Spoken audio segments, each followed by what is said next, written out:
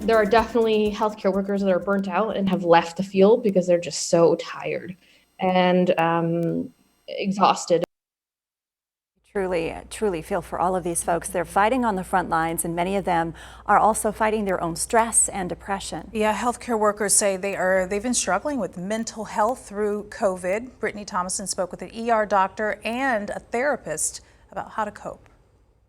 It's a struggle, but trying to kind of push through. Kara Guerin works at Valleywise Health as an ER doctor. She knows firsthand the toll COVID takes on frontline workers. It waxes and wanes.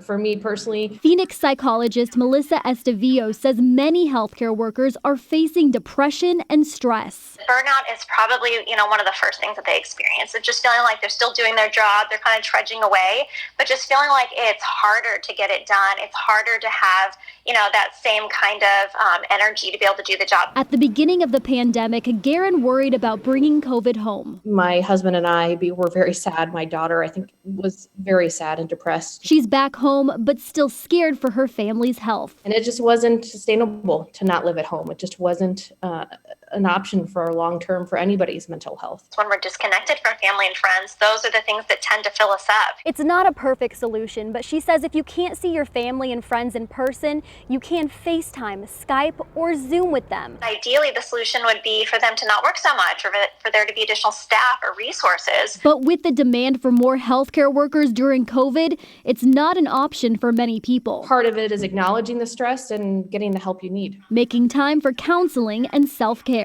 Brittany Thomason, Arizona's Family.